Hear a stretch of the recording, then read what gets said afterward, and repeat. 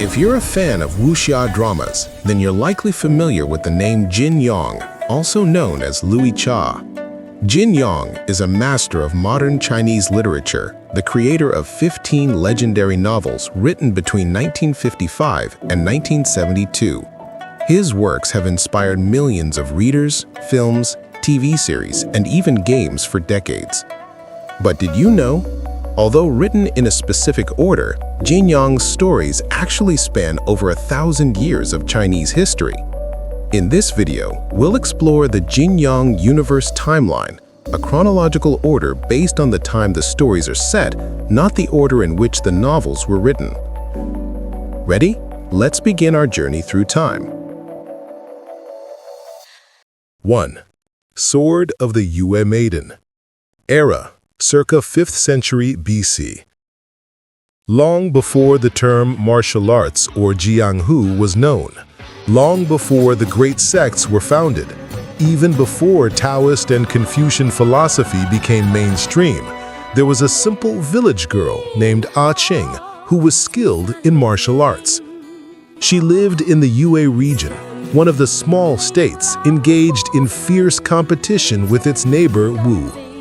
At this time, China was not yet unified.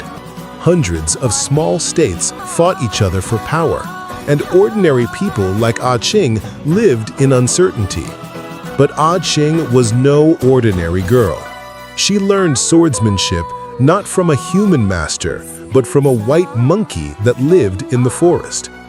She imitated the monkey's movements, developing movements that were natural, without fixed form, yet incredibly fast and deadly. When the Yue general Fan Li saw her, he was captivated. He invited Qing to train the Yue army in the art of swordsmanship. This is the quintessential Chinese swordsmanship in fiction, simple, pure, and at one with nature. But beneath her prowess, Qing harbored a wound. Her love for Fan Li was never reciprocated. She was merely a shadow in the general's life, a hero who ultimately put country before love. Sword of the Yue Maiden is the earliest story in Jin Yong's timeline. It is short, only about 10,000 words, but packed with meaning. Here, Jin Yong demonstrates that the spirit of Xia, courage, loyalty, and sincerity has existed since ancient times, even before the martial arts system was formed.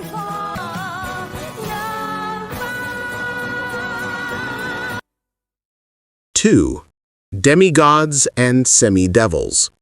Northern Song Dynasty era, circa 1090 CE. The golden age of Chinese culture, the Northern Song Dynasty, a time when art, philosophy, and commerce flourished. But beneath this prosperity, a threat lurked from the north. The kitten, who founded the Liao dynasty, continued to threaten the borders. Amidst this tension, 3 destinies converged. 3 men from very different backgrounds, yet bound by a common destiny. The first man, Xiao Feng, a Han warrior revered as the leader of the Beggars sect. He was brave, honest, and filled with a sense of justice. But one day, he discovered a life-shattering truth. He was not Han, but a descendant of the Khitan, a colonial people. The martial arts world that once respected him now rejected him. He was banished, hated, and even considered a traitor to his country. The second man, Duan Yu, a young prince from the southwestern kingdom of Dali. He was gentle, religious, and averse to violence. But fate forced him to learn legendary martial arts like the One Yang Finger and the 6 Meridians Divine Sword, and he became involved in a conflict that extended far beyond his kingdom. The third man, Xu Ju, a young, innocent, and devout monk, he was suddenly appointed leader of the secretive Xiaoyao sect and forced to marry a Tibetan princess. And amidst all this, a mysterious figure emerges, Murongfu, who dreams of reviving his ancestral kingdom, Yan. His ambition brings ruin to himself and to all who love him. Demi-Gods and Semi-Devils is an epic novel by Jin Yong. It explores the conflicts of ethnicity, nationalism, and identity in great depth. Here, Jin Yong asks, what does it mean to be Han? Is it determined by blood, culture, or choice?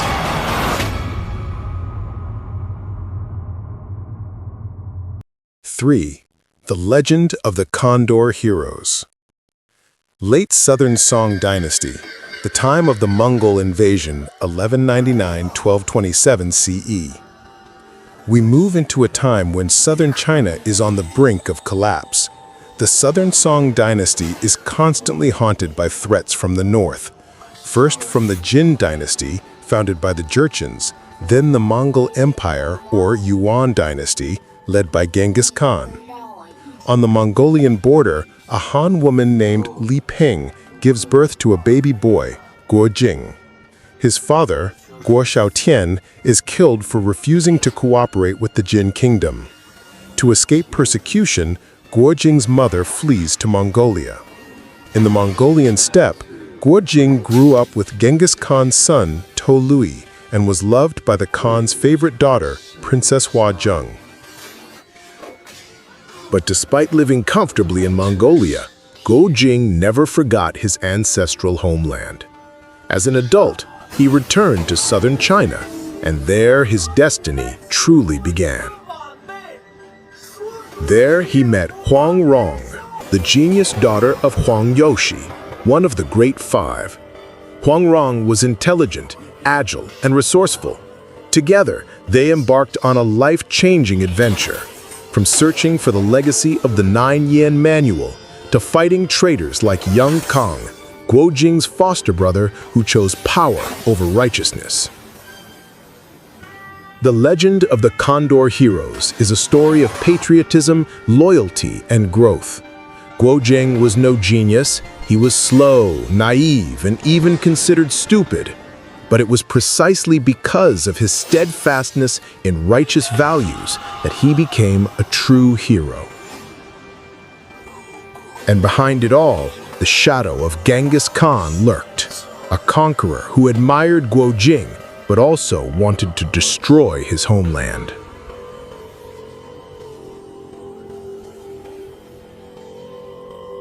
Four, The Return of the Condor Heroes. Era: Late Southern Song Dynasty, 1243 to 1260 CE. 16 years after the story of Guo Jing and Huang Rong, the Jianghu world was shaken again, this time by a taboo love story. An orphan named Yang Guo, son of Yang Kang, the traitor and Guo Jing's brother, was taken to Quanzhen Temple to be educated. But because of his wild nature and family background, he was rejected. He eventually met Xiao Longyu, a mysterious woman living in the ancient tomb sect. Xiao Longyu was cold, calm, and emotionless. She grew up in complete isolation, but slowly, Yang Guo's presence softened her heart. They studied martial arts together and fell in love. But the Jianghu world did not accept their love. A master-student relationship was considered a grave sin. Even Guo Jing, Yang Guo's uncle, opposed this relationship. Yang Guo was banished, wounded, and lost his left arm to a slashing blow from Guo Fu, Guo Jing's spoiled daughter. But he refused to give up. He wandered for 16 years, honing his martial arts skills and awaiting his promised rendezvous with Xiaolongnu on the cliffs of Zhongnan. This story is a tragic tale of love, loyalty, and sacrifice. Amidst the looming threat of Mongol invasion, Yang Guo and Xiaolongnu finally unite, not for power, but to protect their loved ones. And at the end of the story, we see how a new generation emerges, including Guo Jing's youngest daughter, Guo Shang, who would later found the Yimei sect. 5. The Heaven Sword and Dragon Saber. Era: Late Yuan Dynasty, Early Ming Dynasty, 1337 to 1368 CE. More than 100 years have passed. The Song Dynasty has fallen. China is now ruled by the Yuan Dynasty, the Mongols, once Guojing's sworn enemies. But the Han people never accepted foreign rule. A rebellion arose, and amidst the chaos, a legendary heirloom emerged: the Heaven Sword and the Dragon Saber. Two legendary weapons inherited from Guojing, said to hold the secrets of high-level martial arts, and a war strategy book for overthrowing the Yuan dynasty and restoring the Song dynasty. At the center of this story is young Wuxia, the son of two opposing sects. His father from the Wudang sect, his mother from the Ming cult, a sect considered heretical. From childhood, young Wuxia lived in a conflict of identity. He grew into a kind-hearted but indecisive young man. He disliked violence but was constantly involved in combat. He fell in love with 3 women simultaneously: Zhao Ming, a Mongol noble; Zhou Zhurou, a disciple of the Amei sect; and Xiao Chao, the daughter of the Ming cult leader.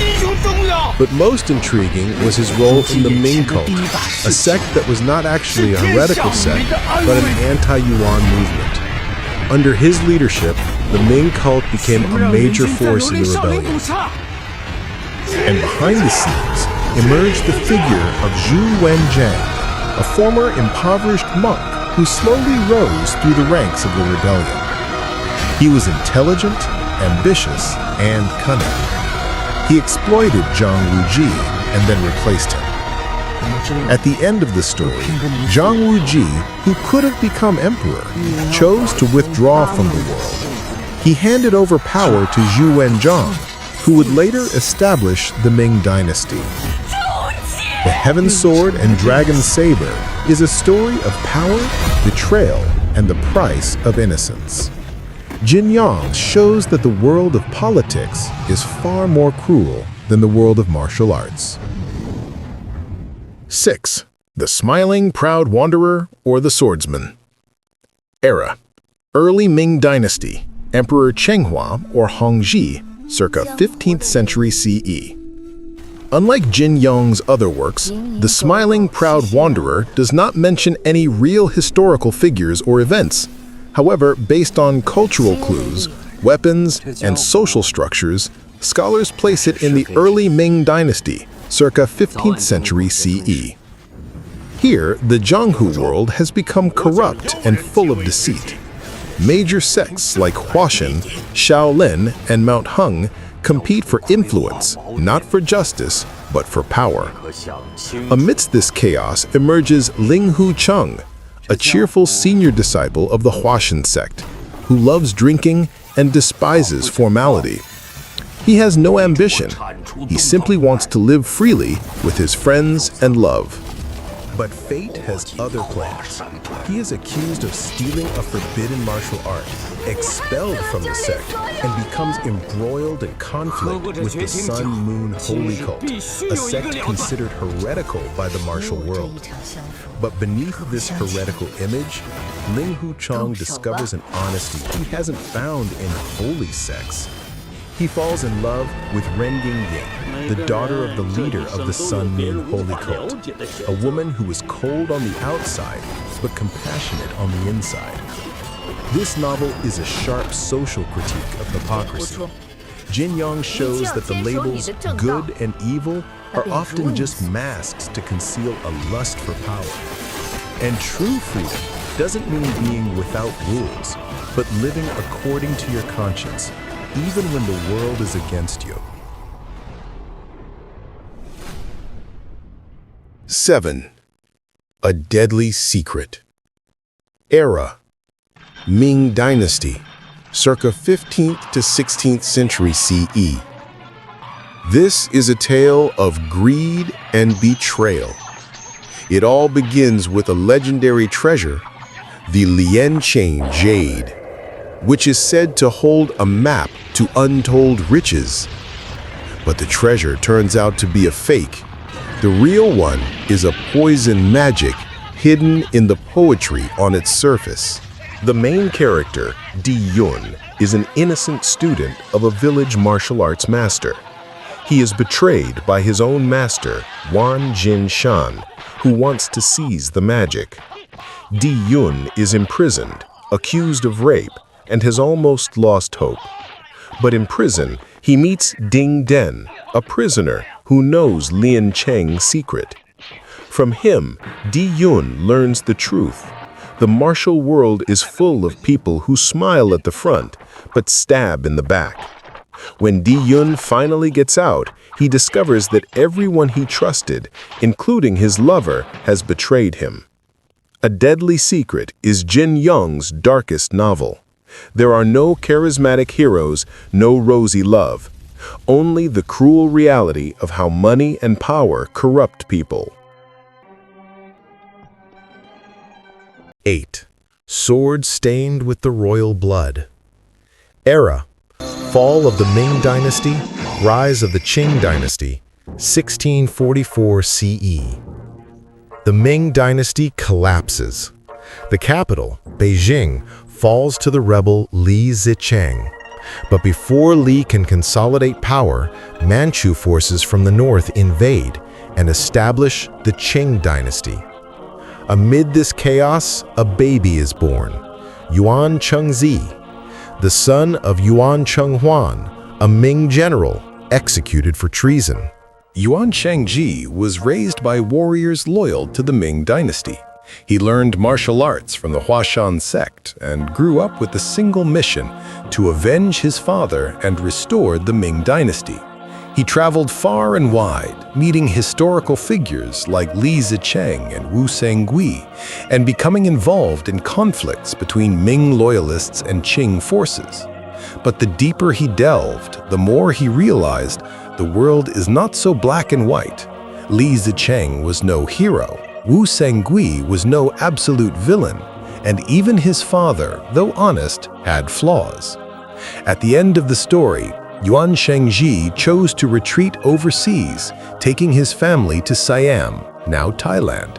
He realized that the Ming dynasty was no longer sustainable, and that sometimes protecting one's family was more important than holding on to a dying dream.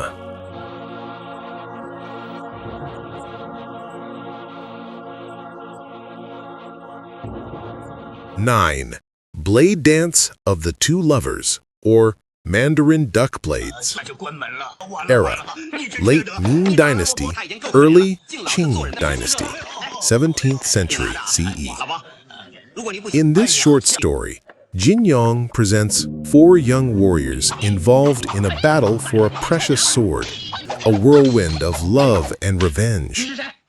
Rather than a grand battle, this story highlights human emotions, moral dilemmas, and the meaning of true love in the world of martial arts. Amidst sword duels and unspoken feelings of love, they dance amidst fate, like 2 butterflies separated in the air, yet their hearts remain united. This story symbolizes that in Jin Yong's world, even swords can be the language of love, and battle can be a dance of the soul.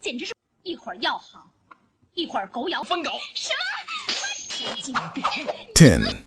The Deer and the Cauldron. Era: Qing Dynasty. Reign of Emperor Kangxi, circa 1660 to 1680. While most of Jin Yong's works depict the Jianghu world as a place of idealistic heroes who uphold justice with the sword, The Deer and the Cauldron is a complete exception, and precisely because of this, it is so revolutionary. Here, there are no heroes, no legendary martial arts, no heart-rending, tragic love. There is only a street urchin named Wei Xiaobao, cruel, cunning, a gambler, a liar, and utterly inept at martial arts. But it is through this character that Jin Yong gives us the most honest reflection of the real world. The story is set during the early reign of Emperor Kangxi, one of the greatest emperors of the Qing dynasty. Kangxi ascended the throne as a child, and his power was threatened by the 4 advisory ministers, particularly Oboi, a ruthless general who sought control of the palace. One day, Wei Xiaobao, who worked as a servant in a brothel, accidentally saved the life of a young man who turned out to be Emperor Kangxi himself. Thanks to his bravery and luck, he was appointed a palace eunuch. But that was just the beginning. In quick succession, Wei Xiaobao was also recruited by the Tiandi Hui, an anti-Qing secret society, the Ming cult, a remnant of the Zhang Wuji era, the Shaolin sect, who took him as a disciple, Russia, he was once an ambassador, and even 3 Taoist sects outside of China. He had 7 wives, including a Mongolian princess, a Qing spy, and a Tiandi Hui warrior. He played all sides and was never truly loyal to any of them. But strangely, everyone loved him. Kangxi considered him a friend, the warriors respected him, even his enemies were reluctant to kill him. Why? Because Wei Xiaobao, though a con artist, was never evil-hearted. He protected his friends, he abhorred cruelty, and beneath all his tricks, he possessed a keen moral instinct. The Deer and The Cauldron is a political satire, a social comedy, and a critique of the hero myth all at once. Its title refers to an ancient proverb. The deer and the cauldron are up for grabs, meaning thrones and power can be seized by anyone, not just clever people or geniuses. At the end of the story, Wei Xiaobao, who could have become a minister, a general, or even a shadow emperor, chooses to withdraw from the world. He flees with his 7 wives, living quietly away from the palace and Jianghu, because he knows, in a world full of intrigue, the only true victory is freedom. This novel is perhaps Jin Yong's wisest masterpiece. It teaches that sometimes ordinary people, with all their flaws, can achieve more than perfect heroes.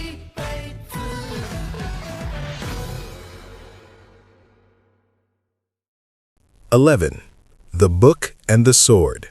Era: the Qing Dynasty, reign of the Qianlong Emperor, 1756 to 1759 CE. The Qing Dynasty was at its peak under the Qianlong Emperor, a Chinese ruler renowned for his love of literature, war, and inspection tours throughout the country. But beneath the palace's splendor lies a profound secret. Qianlong is actually of Han descent, not Manchu. This is the premise of The Book and the Sword. The story follows Chen Jialuo, the young leader of the Red Flower Society, a secret organization dedicated to overthrowing the king and restoring Han rule. When Chen Jialuo meets Qianlong, he is shocked. The emperor is his blood brother.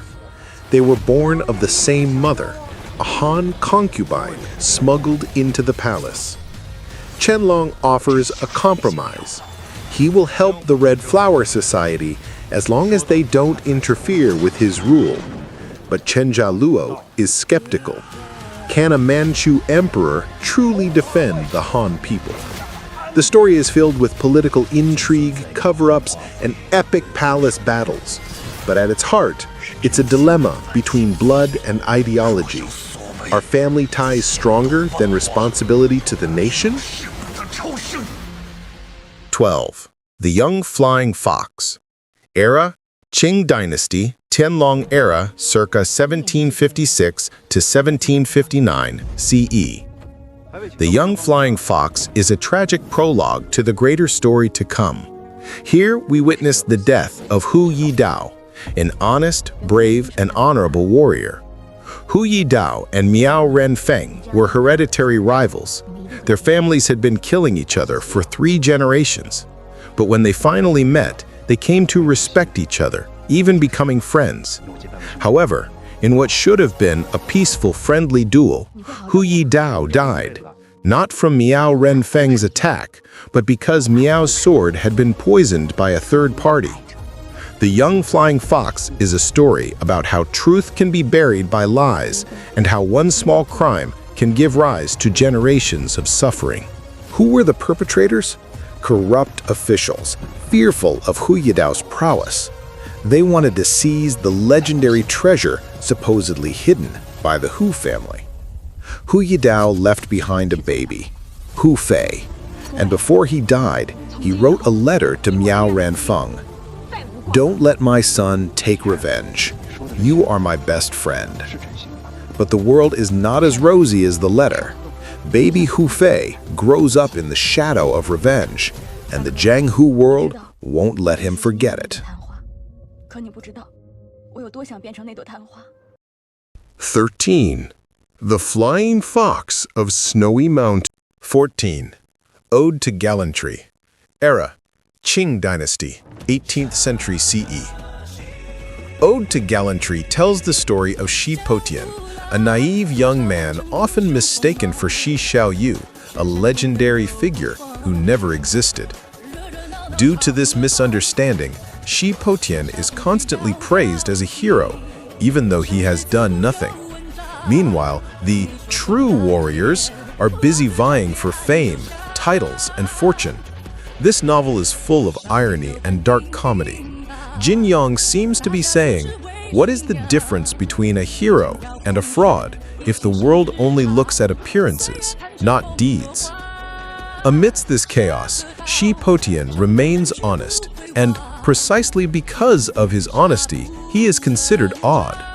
But by the end of the story, he proves that innocence and integrity still have a place in a world full of pretense. 15. White Horse Neighs in the West Wind. Era: uncertain. Some say the Tang, Ming, and Qing dynasties. On the western border, near what is now Xinjiang, lives a young girl named Li Wenshu. She is the daughter of a Han family who fled the chaos in central China. However, while fleeing, her parents are killed by robbers. Li Wenshu is rescued and raised by Kazakhs, who regard her as their own. Growing up among the grasslands and wild horses, Li Wenshu learned horsemanship, archery, and lived according to the customs of the desert tribes. But deep down, she still felt like a stranger. As an adult, she fell in love with a Kazakh boy, Supu, but their love was doomed by cultural prejudice and a cruel twist of fate. Supu instead fell for Li Wenshu's childhood friend, a native Kazakh girl. The story is short, melancholy, and deeply human. There are no spectacular battles, no magical martial arts, simply the inner struggle of a woman caught between two worlds. Jin Yong here demonstrates that identity conflict and unrequited love are integral parts of the wuxia genre. From Qing in the 5th century BC to Shi Potian in the 18th century, we have witnessed how the world of Jianghu has changed. But the spirit of Sha, courage, loyalty, and sincerity remains timeless. 15 timeless tales from the masterful hand of Jin Yong, the author who created not just stories, but a world full of love, revenge, betrayal, and sacrifice. If you grew up with the stories of Gua Jing, Yang Guo, Zhang Wu Ji, and Ling Hu Chong, then you are part of this great legacy. These aren't just stories, these are legends come to life. Stay tuned to this channel as we continue to explore the world of classic wuxia, from Jin Yong's masterpieces to tales you may have never heard of. Don't forget to like, subscribe, and turn on the bell so you don't miss the next video. Thank you for joining us on this journey. If you're inspired, please share this video with fellow wuxia fans. See you in the next Jianghu video.